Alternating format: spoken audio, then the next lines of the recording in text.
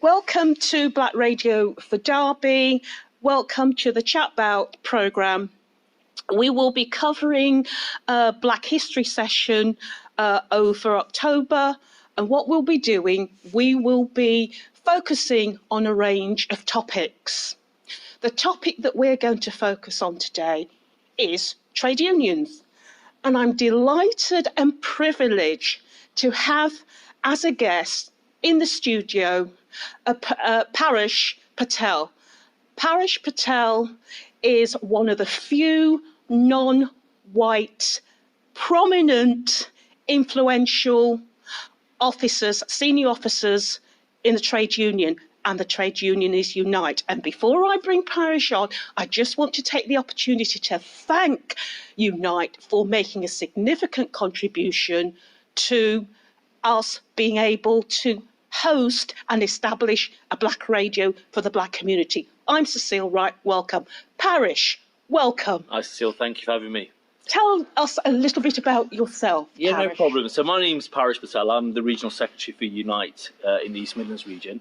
I was appointed into the Regional Secretary role in 2018, and I was the first, as you said, person of colour in this role in the history of Unite, and probably one of the very few Black senior trade union officials across the trade union movement as a whole. So it was certainly a little bit of a historic moment, and my role very much is to ensure that the work that Unite does delivers for our members, delivers for working people, and delivers for our community. And that's sort of my primary focus, and making sure that we're available and ready at hand to enhance the working lives of working people. Thank you for that. Well, Unite is one of the biggest, if not the biggest, trade union in the country, and indeed quite pioneering. It's just elected its first female General Secretary. Absolutely. Congratulations to the union. Paresh, people listening to the programme may not know what a trade union is, may not know anything about trade union movement. Can you just tell us a little bit about what is a trade union? What is the trade union movement? Yeah, please? so our primary focus is to ensure that that workers' interests are protected within the workplace, particularly obviously through our membership. We're there to improve people's pay, terms and conditions of employment. Trade unions were the ones that campaigned for and brought about and fought for better holiday pay and holiday rights. Trade unions were the ones that fought for and campaigned for and established paternity rights, maternity rights, flexible working, obviously helping introduce or pave the way for age discrimination, but also working to enhance protections for Black workers through the Race Relations Act and so forth, and the Equality Act. And that was something that trade unions played a significant part in terms of helping bring a level of protection to working people in the workplace, to make sure that people worked safely, that they were able to be paid properly, and they had the appropriate employment protections in place to ensure that employers didn't take advantage of working people. And that's I'm certainly proud to be part of an organisation and proud to be part of a movement that helps deliver for working people in that way. Great for you to outline the benefits and contribution that trade unions make and continue to make in terms of their workers' rights, their workers' working conditions, and of course the wider society, which you will say a little bit about today. Can I just remind our listeners, in somewhere like America, where there is a trade union movement, workers don't naturally get holiday pay. Workers don't naturally get maternity or paternity pay. So it's quite significant that the trade union movement within the UK has managed to establish those benefits to workers and also support the wider community.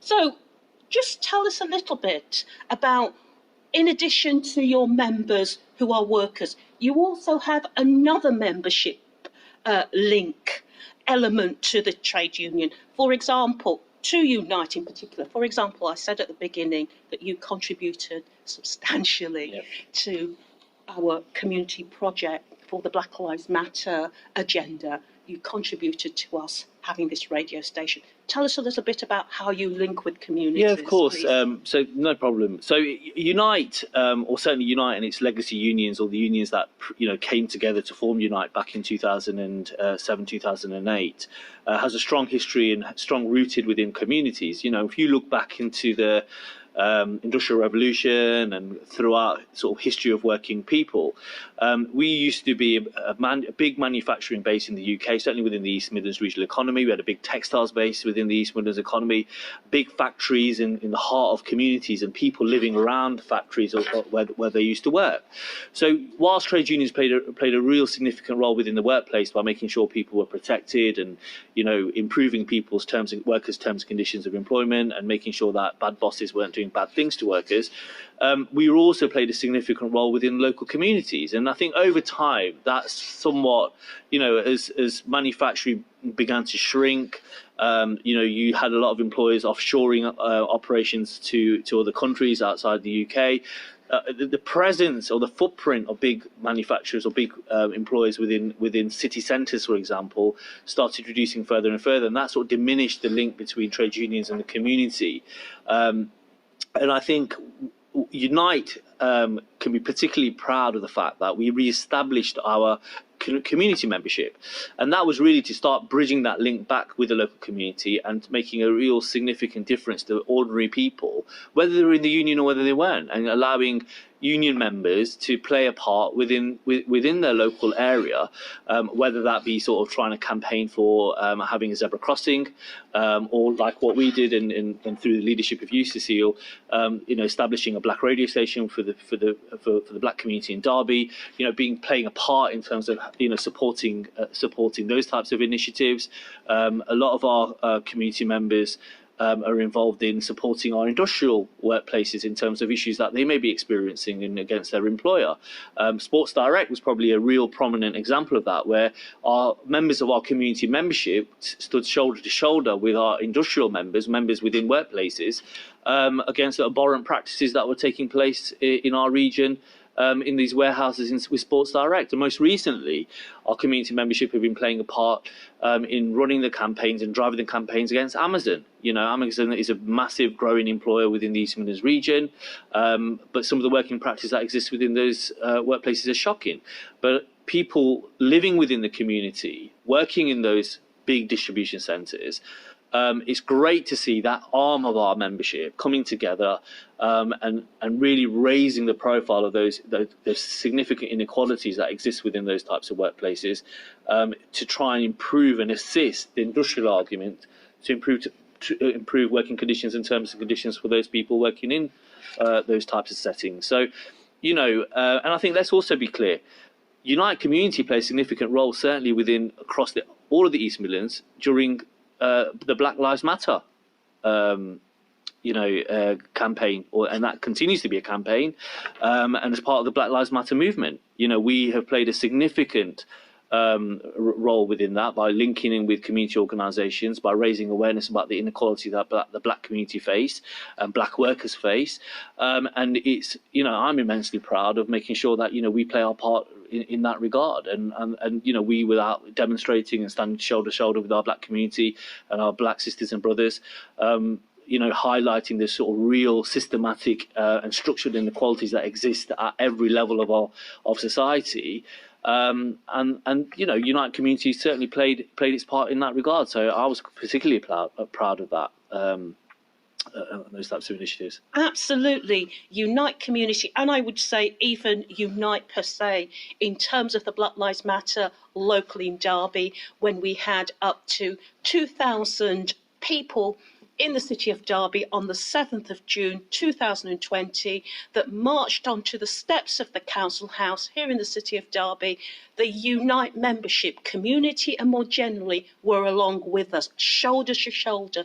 And not only did they stand with the black community during that protest, what they then went on to do was to assist the black community in putting together a manifesto that outlined the concerns of the community, the issues that are important to community, and the actions to resolve some of those issues. And indeed, not only did you stand shoulder to shoulder with us, and help her formulate those actions and solutions, you also added resources to support us in our campaign. And thank you so much for that. Now, going back to the workplace, the last 18 months, we have been in this country workers having to cope with the pandemic. And we know statistically that in terms of those that were disproportionately affected and died from the disease, that there were workers, black workers. Absolutely. Just tell us a little bit, if you can, about some of the things you did. The union did, not necessarily you, but I'm sure you did. Yeah. So the furloughing initiative, etc. Tell us of the role that the union played in protecting workers in that catastrophic situation we're faced with. Absolutely. So you talk about what do trade unions do, and I probably didn't give it as much justice as probably it deserves, because it's so much that we do as a movement and as a union ourselves. That it's probably difficult to capture every single aspect of that in a conversation like this. But I suspect the COVID pandemic really brought to forefront the role of trade unions and the significant part it played in navigating through the pandemic, and continues to help navigate through the pandemic, not just in the workplace, across the East Midlands, but also within our communities and also at governmental level as well. So one of the priorities that we had as a union, as soon as the pandemic came about, was health and safety. I talked about some of the sort of provisions that trade unions have fought for over the years around holiday pay, sick pay, maternity pay, paternity pay, and all those types of things. But actually, one of the most significant benchmarks that the unions have established within the UK is improvements to health and safety, and bringing about proper health and safety legislation so that you and I can go to work without being killed. And making sure that our employer does the right thing to minimise any risk in terms of our health, safety and well-being. And that was really a sort of key issue at the start of the pandemic, that people who worked within whatever industrial setting they were employed in were given the proper PPE, made sure the employer gave did proper risk assessments, ensured that they had the social distancing and following government guidelines regarding how people should work, where they had to go work, ensuring that when people were expected to work from home, employers were obviously had a responsibility to support workers in that regard as well. So we played a real significant part in making sure that employers did what they had to do and did right by their employees, to help get through the pandemic and to keep people safe, and actually, and I don't underestimate this, keep people alive. And you sort of touched on it, when you look at some of the forward, and that not everyone had the luxury to work from home. Let's be clear about that, right? There are many people listening in on, today that will know this, will have experienced this, that because of the work that they do, they had to go to work and they had to continue to go to work. And actually putting not only themselves at risk, but their families at risk, right? And when you look at, obviously it was quite evident, and it wasn't, we didn't need a report to tell us as members of the black community that we were being disproportionately impacted, because we knew that, we saw that, we were living through that every single day. But the reality of that is that's exactly what was happening, So when you look at the makeup of those workers that were continuing to operate throughout the pandemic, it was significantly proportioned with black, Asian, ethnic minority workers, black workers, whether you're a bus driver, whether you were a nurse, whether you were a council worker, whether you were a social care worker, whether you were somebody working in a care home and looking after the elderly. And incidentally, that's really where the whole pandemic really started, exploding in the sense when the government's complete lack of failure in dealing with this at an earlier stage, releasing the elderly back into care homes without really having proper testing and PPE and all that type of stuff. That's really where members of the black community and workers from the black community were at adverse risk. And then, obviously if you're exposed to that and you're not, and some employers didn't do the right thing by their workforce, or the government didn't provide the necessary PPE or the necessary vaccinations in time, naturally you're going to have people that are going to contract the virus. And sadly, we've saw too many of our black sisters and brothers succumb to the virus and pass on. And that's completely unacceptable.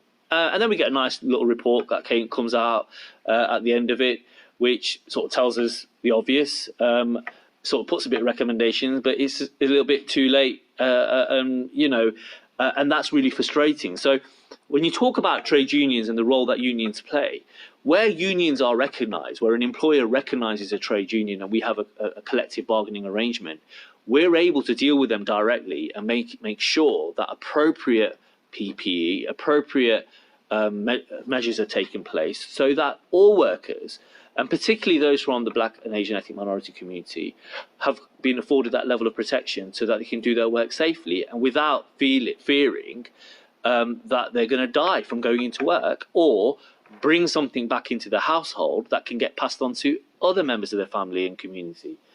And that, that for me, doing that type of work, or certainly the colleagues that I lead in this region, doing that type of work, I was immensely proud. And when I say colleagues, it's not necessarily just people that we employ, but it's the thousands of Unite workplace reps, the thousands of Unite health and safety reps that are doing this business in the workplace to make sure that not only them, but their fellow colleague workers are safe. And we're giving them the skills and experience and support and knowledge to be able to go off and do that. So I think first and foremost, health and safety was a pretty big thing that we were dealing with. The second issue was about protecting jobs as best we could, because obviously as the economy took a hit, employers started taking the decision to either lay people off or make people redundant. And we were actually at the heart, and you'll never know this because government will never sort of, especially a Tory government, will never ever sort of admit this. But Unite was sitting around the table with government ministers, including the Chancellor, to ensure that a proper scheme was brought in to keep people in employment without having these mass redundancies take place. And the furlough scheme, or the job retention scheme, was established. And Unite played a significant part in that coming about. And that was us doing our business for workers, whether they're in the union or whether they weren't, right? But actually, we were able to use our expertise, our influence, our knowledge base, working with employers, working with business organisations to bring about and establish that vital lifeline that kept households afloat to probably the worst economic times in history, right? And who has the disproportionate impact on workers is those from the black community and women. So it was important that we establish a scheme of that nature to ensure that we supported workers, but particularly those workers that were going to be disproportionately impacted. Because as well as I do, Cecile, as soon as things start settling down and start normalising, well, whatever you can call normal nowadays, employers won't look at reducing their profit base to sort of pay for that type of stuff. They start cutting terms and conditions and pay and jobs. And those people who help those employers operate throughout that difficult time, especially from the black community, will be the first ones that will be disproportionately impacted through any changes in terms of reduction of headcount or reduction of pay. Average pay for the black community is low enough within itself, right? We don't need any more of that, right? Health and safety in workplaces where black workers work is particularly not in a great place, and we don't need enough of that. So, when you talk about what trade unions do, that is the type of stuff that we do. That is, we are your voice. We are the ones that will stand up above the parapet, standing shoulder to shoulder with you to say to your gaffer, enough's enough. This is how it should be. So, trade unions save lives. They look after our conditions of service. They ensure fairness at work with respect to the black community, black workers in the workplace. We are disproportionately affected by unfair practices. We are the last in and first out. So being in a union is beneficial. And I know that there are people listening who are union members, but I also know statistically that the black community, black workers, because of the nature of the jobs they do, increasingly jobs they do that are within the precarious economy, precarious industries, are unlikely to be in a union. Back in the day, for most sectors and setting, you joined and you were given the opportunity to join a union. Today, there is a culture of perhaps deterring people from joining a union. So, Paresh, what do you have to do to join a union if there isn't obvious encouragement? How do you set about joining a union for the one or two listeners who may not be in a union? No, look, I mean, it's dead straightforward. I mean, I think, look, we, as members of the black community, have never had anything given to us. We've had to fight for it, right? We always had to fight for it. I haven't just rolled up into this position, almost smashing that glass ceiling, which was dominated by white colleagues for 150 odd years of the trade union movement being established. That was done through working quite sort of innovatively to get to where and hard work and determination to be able to sort of do that, because nothing was gifted to me in that regard, and that's probably no different to so many of the listeners that are tuning in today.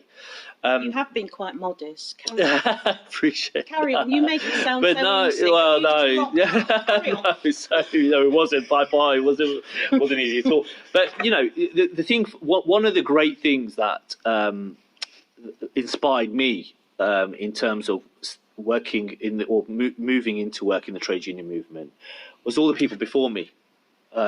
The people that came here from the Caribbean and the Asian subcontinent in the 1950s and 60s. Name a few, please. When you look at J. Ben Desai, who's one of them. Even if you look at the modern day, Roger Mackenzie, who was a former Assistant General Secretary. Bill Morris was the former General Secretary of the Transport and General Workers Union. I mean, there's loads. There's countless number of people, and I probably I don't want to sort of do anyone any justice by not mentioning them, but a few of them you've sort of said, absolutely. It's the pioneers, but they paved the way. Yes. For people like me to be where I am and to be actually that, there's a person in a senior leadership position within the union that looks like me, that isn't like everybody else that we sort of see out there in the world. But the reason those people were able to do what they did and that they inspired me in such a great way was because they self-organized. Yeah, nothing was gifted to them. They got together, they pulled together, they joined together, and they campaigned together until their issues were won. And that's the only way working people, and particularly workers from the black and Asian ethnic minority community, will win the day by coming together and organising themselves and organising their workplaces to bring about improvements, protections, and definitely better pay. And that the way to do that is join a trade union. It's dead straightforward. Where do you get the application from? You can either join. You can either attend your local Unite office. So if you're in Derby, we're on Pride Park, Pride Point Drive in Pride Park. But equally, you could just join online by www.unitetheunion.org, and it's a really simple process. And join. And if you want to. If anybody listening in wants to understand about how can they get more organised, how can they sort of start reaching out to other people they might work with to start, developing a trade union within their workplace, get in touch with us on 01332 548 400 or 0116 253 2020, and we'll allocate you somebody that can guide you through that. It's not a problem, and we can do what we can to support you, give you the appropriate training and briefing about how we can sort of like assist you with that. But when you look in history, especially within the black movement, it's people coming together. Martin Luther King, Malcolm X, all the, when you look at the challenges of the black community within the UK, it's people coming together, and that self-organisation, that ability to self-organise with a goal in sight of what you want to achieve, and looking at a path and working with organisations like the trade unions and so forth to help get to where you need to get to, is probably the best way to try and help bring about improvement. I said to you, there's probably countless number of things that are probably missed in terms of all the positive stuff that we've done, all the cases that we might have won legally. And I don't also profess that we're not the perfect organisation. There's a lot of improvements that we need to make as well internally. Certainly when black workers came here in the 1960s and they turned to trade unions for support and guidance, there was real racism within parts of the trade union movement, and many black workers struggled with that and struggled with that sort of wall that they had to come across. But the reason that wall got smashed down and that people like me are here in the positions that we are in today is because black people self-organised within the trade union movement and brought about change. And that's why I'm saying that, if you want to bring about improvements in your working life at work, get in touch and we can guide you through that. Yeah. You have black reps. People who have joined the unions are also reps, lay people within the union. Just tell us a little bit about when you're in the union, what is the opportunity for you to campaign, bring about change? So tell us a little bit about the activism within the union, because I know within Unite, a trade union, you have a black, Asian and ethnic minority structure there that is once again doing really, really pioneering work. Yeah. So tell us a little bit. You're a union member. Yeah. You've joined. You want to be more than just a member. You want to do things. Tell us a little bit about what the opportunities are. One of the great things about our union is Unite is we are what we call lay member led. It's our representatives that really give us the direction as a union in terms of what's needed and how we need to move forward. And that's important because it's about making sure that we're relevant and reflective of their views and their issues. And the reason that's come about is because we have a number of what we call constitutional committees within the union which carry a significant amount of weight in terms of being able to, direct that piece of work and set the scene around that. The issue that we had many, many years ago, and I'll come back to the 1960s and 70s, was that black workers never had a constitutional place within the union. That was fought for and won. And Unite, I'm very proud to say, is probably one of the few unions that does have a constitutional structure specifically for black and Asian ethnic minority members or activists. And that ensures that the work or the issues around that black people experience within the workplace can be reflected in the wider discussions and the policy making or the direction that the union might be going on about. And it gives black representatives that equal stature as somebody working, representing, I don't know, the food sector or the local authority or the health sector. It's about making sure that that's integrated. And the great thing about being a Unite member is you can play a part in those type of committees. We have a specific committee for that. We have a committee for black and Asian ethnic minority representatives that brings together representatives from all sectors, around 21 different sectors across the East Midlands region, that share our issues that are going on and impacting black workers and what needs to be done about that. And that gives them the same voice as I said, somebody else. And we're not marginalised. It's about making sure that we play a key role within that. So we are certainly proud as a union that we're sort of way ahead in that regard. That we have that structure, we have that platform for people to get engaged in, and I think that's really, really positive. Those of you who are listening and are Unite members, and maybe working in a workplace where that Unite is recognised as a trade union, or not. We have elections coming up next year for where we'll be re-electing all our representatives, and we want to get more fresh blood in. We want more people to participate within that. We want more people from the black community to become workplace reps. We want more black people, black people from the community to become health and safety reps, to become our what we call branch secretaries, and get involved in the committee work that we're involved in, because it's not necessarily just sitting around the table and just like a moan shop. It's actually doing stuff and really sort of setting the scene and setting the pace forward. So what I say to folks is, if you're not a Unite member, join. If you are a Unite member, look out for the elections that are going to be coming around next year in 2022, and get involved in your union. Make this union yours, because it is about you. We pride ourselves as a union as being lay member led.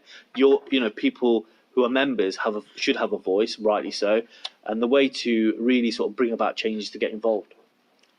Thank you so much. You're Is there welcome. anything you want to add? No, it's a real honour. Thank you for inviting me along today. I think it was a no-brainer really when I think the Derby Black radio station obviously approached us for a bit of funding, because I think it's absolutely right that we play a part in the community and reach out to the community and a wider audience. And there's no better way of doing so than something like this. And I know the work you talked about me, Cecile, but and I probably should have mentioned you in terms of being a pioneered black woman as well, because the excellent work you do in the community, sort of within the Labour Party, and that isn't easy stuff, to break those glass ceilings, and have a voice. But I've never known anyone so dedicated to the black community and trying to be the voice for black people within the Derby area as you have. So you should be proud of yourself as well in doing the work that you do. Thank you so much for those kind words. Listeners, Paresh has reminded us that in the struggle, we have to organise. The trade union movement is a tried and tested structure that can be used by the black community to organise for change. So, if you're not a member, please join. And if you are a member, there is the opportunity for you to participate in the structure to bring about the desired changes that we need in the workplace and also within the community. Thank you for listening, and thank you so much, Paresh, for coming along this afternoon. You're welcome. Thank you, Cecile.